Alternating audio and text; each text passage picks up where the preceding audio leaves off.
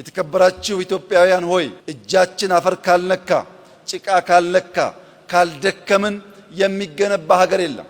ይህ ትውልድ የኢትዮጵያን እርግማን የኢትዮጵያን የታሪክ ጥፋት የኢትዮጵያን የልመና ታሪክ የሚቀይርና ኮርተው በሀገራቸው የሚኖሩ ራሳቸውን የሚያግዙ የምንፈጥርና የምናወርስ መሆን አለብን።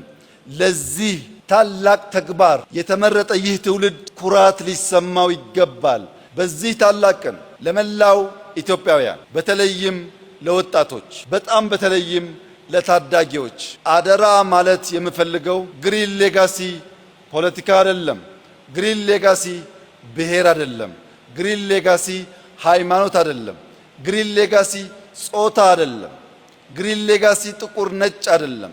ግሪን ሌጋሲ ኢትዮጵያን ማልበስ፣ ኢትዮጵያን መስራት፣ ኢትዮጵያን ለትውልድ አስቦ ማሻገር ስለሆነ የናንተን ነገ አምሮ ታዩት ዘንድ ከነገ ጀምሮ ዝናብ ቢሆን ጭቃ ቢሆን አድካሚ ሁኔታ ቢሆን ካላችሁበት ነገር ተነስታችሁ በየቀኑ በመትከል ለዘንድሮ ያቀድነውን 7.5 ቢሊዮን ችግኝ በጋራ በርብርብ እንድናሳካ በታላቅ ትህትና ልጆቻችንን ወጣቶቻችንን ማሳሰብ እፈልጋለሁ።